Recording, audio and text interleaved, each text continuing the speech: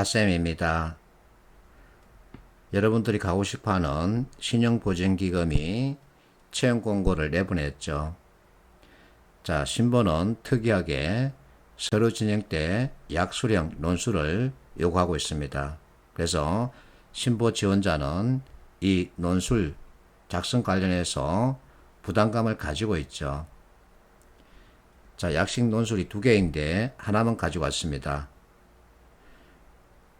논제를 보니까 프라이머리 CBO 리스크 관리 방안, 그것을 단기적 관점 그리고 장기적 관점에서 구체적으로 내용을 구성해 달라 그러죠. 자, 머리에 보니까 신속 대응 프로그램이라는 용어가 등장했습니다. 결국 정부의 패스트 트랙에 대한 내용이죠. 그래서 경기가 안 좋으니까 정부가 정책 자금을 신보 또는 다른 기관을 통해서 돈을 내보내고 있다는 얘기입니다. 그 크기가 이렇게 엄청나죠. 이와 같은 배경에서 실제 정책금융을 집행하는 신용보전기금이 떠안게 될 유동화증권, 이 채권 관리에 따르는 리스크, 그 리스크에 대해서 알고 있니? 그리고 관리 방안으로서 단기적 관점, 장기적 관점 이렇게 나눠서 무슨 일을 어떻게 해야 되는지 너는 알고 있니? 하고 묻는 겁니다. 결국은 학교에서 배운 지식을 어느 만큼 활용할 수 있는지 그 활용력을 측정하고자 하는 거죠. 그래서 NC에서는 지식 활용 능력을 평가하는 시험이라고 볼 수 있습니다. 자, 내가 그러지 않아도 리스크 관점에 논술 문제가 나올 거라는 생각에 투자와 이윤관리 관련 내용을 이렇게 체계화시켜 놨습니다.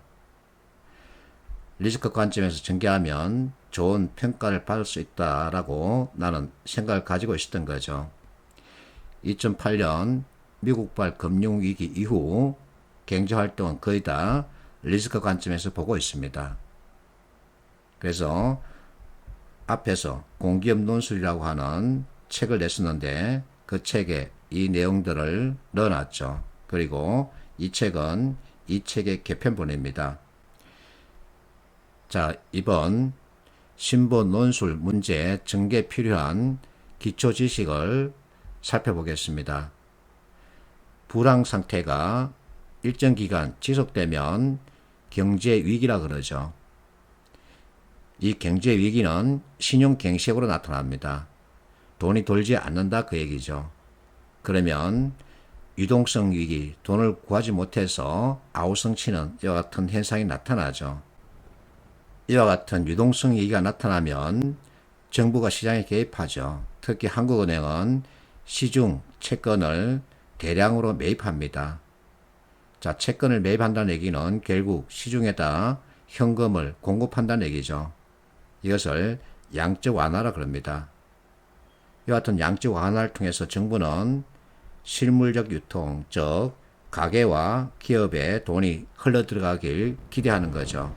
그래서 직접 돈을 지원하는 경우도 있고 금융기관을 통해서 다시 우회적으로 흘러들어가길 기대하면서 금융기관에다가 돈을 뿌리는 경우도 있습니다. 그런데 금융기관이 실물적으로 돈을 지원하지 않고 막대한 돈을 창고에 쌓아두는 경우가 생기기도 합니다. 그것을 유동성 함정이라 그러죠. 실제 2008년, 2009년 정부가 양적 완화를 통해서 금융기관에 엄청난 돈을 지원했는데 금융기관들이 실물적으로 돈을 뿌리지 않는 겁니다. 그래서 정부가 한마디 했죠. 왜 안 하고 있느냐 그랬더니 은행이 대받아쳤습니다. 우리도 돈을 뿌리고 싶다. 그러나 시중 경기가 너무 안 좋다. 지금 돈을 뿌리면 돈을 회수하지 못하는 경우가 발생할 수 있다. 이렇게 돈을 회수하지 못하면 정부 너희가 책임질 거냐 하고 대들었던 거죠. 그랬더니 정부가 움찔거렸습니다. 이처럼 은행이 정부에 대들 정도로 돈 관리는 어려운 겁니다. 자, 어쨌든 이와 같은 유동성 함정에 빠져 있을 경우 그 탈출 해법으로 폴 크루그먼은 이 두 가지 정책을 제시했던 거죠. 자, 이것은 여러분들이 한번 읽어주면 됩니다. 자, 시중 경기가 극도로 안 좋아지면 중앙은행인 한국은행이 직접 시중에 개입합니다. 그때 펼치는 정책을 최종 대부자 대출이라 그럽니다. 앞에서 얘기했던 패스트 트랙, 이것이 한국은행의 최종 대부자 대출과 관계를 가지고 있는 거죠. 자, 한국은행 최종 대부자 관련 뉴스입니다. 한국은행이 직접 기업의 CP와 같은 것을 매입한다는 내용의 뉴스죠. 양적 완화에 그치지 않고 직접 회사채를 매입하는 이와 같은 역할 수행에 나서는 거죠. 자, 지금까지 이번 신보 논술 문제 작성에 필요한 기초 지식을 살펴봤습니다. 다시 한번 더 정리하겠습니다. 돈의 유통은 크게 실물적 유통과 금융적 유통 이렇게 나눌 수 있습니다. 실물적 유통은 다시 가계와 기업 이렇게 나눠서 살펴볼 수 있죠. 자, 그러면 이번 신보 논술 문제를 구체적으로 살펴보겠습니다. 자산 유동화증권 리스크 관리 방안을 단기, 장기로 구분해서 제시하라 그러죠. 그럼 우선 프라이머리 CBO가 무엇인지 정확하게 알아야 하겠죠. 자, 사전적 풀이입니다. 신용도가 낮아서 회사채를 직접 발행하기 힘든 기업의 자금 조달을 돕기 위해서 도입됐다. 신용도가 낮은 기업들의 신규 발행 채권을 한데 모은 후 신보, 기보 등의 보증을 통한 신용 보강을 거쳐서 이를 담보로 자산 유동화 회사가 채권을 발행하고 매각한다. 자, 이 내용을 다시 한번 더 설명하겠습니다. 자, 신용도가 아주 낮은 A, B, C라는 회사가 있다고 가정하겠습니다. 이들 회사는 신용도가 낮기 때문에 자체적으로 회사채를 발행하기 어렵습니다.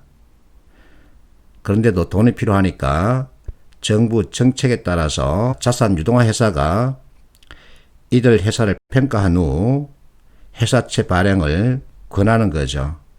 그리고 어떤 기준에 따라서 이렇게 묵습니다. 이들이 발행한 회사채 신용도가 낮기 때문에 발행가를 1억으로 했으나 시중에서 평가하고 있는 시중 가격은 1억이 아니라 아주 낮게 형성됩니다. 그리고 시중 투자자들이 이 채권을 매입하려고 하지 않죠. 그래서 신보나 기보가 이 채권에 대해서 지급 보증을 약속하는 겁니다. 그럼 이제 금융기관들이 이 채권을 사려고 하겠죠. 왜냐하면 이 회사가 부도나더라도 신보나 기보가 지급 보증을 해주기 때문에 투자 원금은 회수할 수 있죠. 그런데 신보 입장에서는 이 회사가 부도나는 경우 이 회사가 발행한 1억이라고 하는 이 원금을 투자자에게 대신 지급해야 되기 때문에 상당히 큰 리스크를 안게 됩니다. 어쨌든 A, B, C 이 회사들 신용도가 낮기 때문에 이들이 발행한 채권은 정크본드라고 말할 수 있는 거죠. 어쨌든 쓰레기 채권입니다. 그래서 회사 입장에서는 정밀하게 체크할 필요가 있는 거죠. 또 만기 때 이 회사채 갚을 수 있는지 장기적으로 살펴야 하죠. 그리고 이제 리스크 유형에 대해서 여러분들이 이해할 필요가 있습니다. 어쨌든 리스크 관리죠. 지금 신보 입장에서는 이와 같은 많은 리스크 유형 가운데 신용 위험이 가장 크죠. 회사채 발행회사 불이행에 따른 손실 가능성이 높은 거죠. 그래서 여기에 초점을 맞춰야 합니다. 자, 이제 구체적으로 서술을 해야 되는데 회사채 발행회사의 리스크 발생 요인을 정확하게 짚을 수 있어야 합니다. 크게는 내부와 외부로 나눌 수 있죠. 이렇게 하면 합은 100이죠. 그래서 MEC 관점입니다. 자, 외부 관점에서의 리스크 요인은 여러분들이 크게 신경 쓰지 않아도 됩니다. 자, 발행회사 내부 관점에서 자금, 수급 여부, 이게 가장 중요하죠. 그래서 자금 조달 상황, 필요자금 급증, 이와 같은 것들을 아주 구체적으로 볼 수 있어야 합니다. 그리고 회사가 안 좋아지면 핵심 인력이 이탈할 수 있죠. 이와 같은 것도 살펴야겠죠. 자, 이 프로세스는 비즈니스 시스템 측면에서 보라는 얘기입니다. 제품 개발과 판매 후 서비스에 이르는 전 단계를 일목요연하게 본다 그 얘기입니다. 그리고 지금 이 회사채 발행회사 보유하고 있는 기술, 그리고 실제 실행할 수 있는 기술, 특허 관련, 시스템 관련, 데이터 부적합도, 적합도 이와 같은 것을 구체적으로 볼 수 있어야 하겠죠. 자, 이와 같은 것들은 여러분들이 크게 신경 쓰지 않아도 됩니다. 자, 논술 문제, 리스크 관리 방안이죠. 그러면 전체 단기, 장기 나눠서 볼 수 있는데 경제학은 단기와 장기의 구분을 1년으로 제시하고 있습니다. 그런데 이 유동화증권 만기는 대개 1년이 아니죠. 그래서 3년으로 잡는 게 좋습니다. 그러면 앞에서 봤듯이 회사 내부 관점에서 무엇을 체크해야 되나, 이게 중요하죠. 그러면 여러분들이 학교에서 익힌 지식을 여기에 녹여낼 수 있어야 합니다. 자, 이 책에서 제시하고 있는 그 회사의 자금 흐름 체크 요소입니다. 이 세 개죠. 단기 유동성, 분기별 영업이익률, 분기별 유동 비율이죠. 자, 단기 유동성은 월 매출분의 보유 현금 또는 유동성을 말합니다. 그래서 이것 가지고 어느 만큼 일을 할 수 있는지 그 여부를 판단할 수 있다는 거죠. 자, 영업이익률은 이 회사가 제조해서 판매하고 있는 상품 관련 대차, 대조를 말합니다. 은행이 이 회사를 심사할 때는 영업이익률을 가장 먼저 보죠. 영업이익률 관련 지표가 그 상품의 생존 여부를 판단할 수 있는 척도가 되는 거죠. 그 다음에 유동비율은 자, 유동부채분의 유동자산입니다. 자, 유동부채분의 유동자산이기 때문에 그 값이 1보다 크면 살아남을 수 있죠. 반대로 1보다 적으면 곧 무너진다, 이렇게 해석할 수도 있는 거죠. 자, 이 세 개는 교과서적 이론에 따른 체크 요소입니다. 밑에 있는 이 세 개는 사채업자들이 아주 민감하게 체크하고 있는 내용이죠. 그래서 사채업자들의 체크 요소, 이것만 지켜도 금융기관 부실은 일어나지 않는다라고 말하기도 합니다. 그만큼 사채업자들은 아주 목숨을 걸고 덤비죠. 그들이 제일 먼저 살피는 것은 월 분기별 매출 정감추입니다. 심지어는 발행한 세금 계산서까지 봅니다. 그리고 회사 인력 증감 추이, 이것도 절대적이죠. 회사가 회생할 가능성이 있어 보이면 인력들은 떠나지 않으려고 합니다. 그런데 핵심 인력이 떠나겠다는 마음을 잡으면 그것은 곧 회사 가망성이 없다는 얘기죠. 그리고 회사 운영비 결제 상황을 체크합니다. 급여는 제대로 주고 있는지, 4대 보험 연체는 없는지, 이와 같은 것들을 살피죠.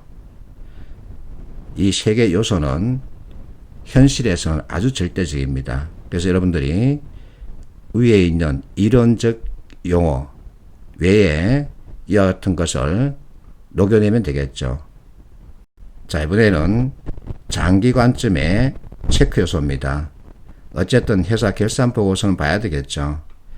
대차 대조표 챙긴다. 이것은 회계상의 이론이죠.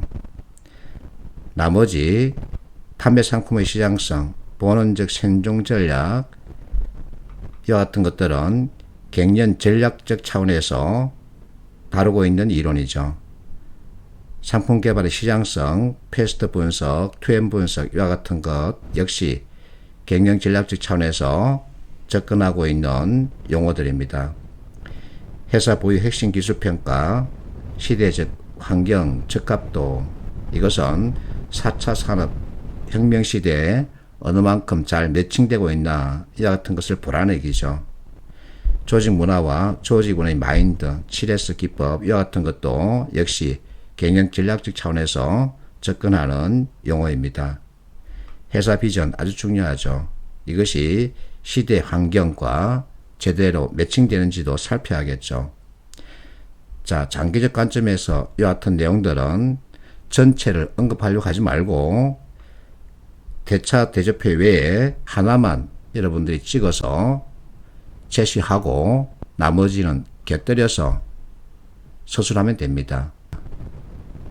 자, 어쨌든 NCS는 지식 활용 능력을 묻는 시험입니다. 그래서 이론에 대한 체계적 접근 필요하죠. 근데 그 이론을 전부 다 활용할 수는 없습니다. 그래서 이론에서 비롯된 개념 가지고 서술에 내려가면 좋은 평가를 받을 수 있습니다. 개념 자체가 이론이죠. 그래서 내가 자꾸만 개념적 사고가 필요하다고 잔소리하는 거죠. 근본 논술이 쉽진 않습니다. 그러나 지식을 체계화시키면서 배경에 어떤 것이 들어가 있는지, 그리고 묻고 있는 것이 무엇인지, 그에 따라서 내가 해야 할 행동 방향은 무엇인지, 이와 같은 것을 짚어주면 좋은 평가를 받을 겁니다. 파이팅 하십시오.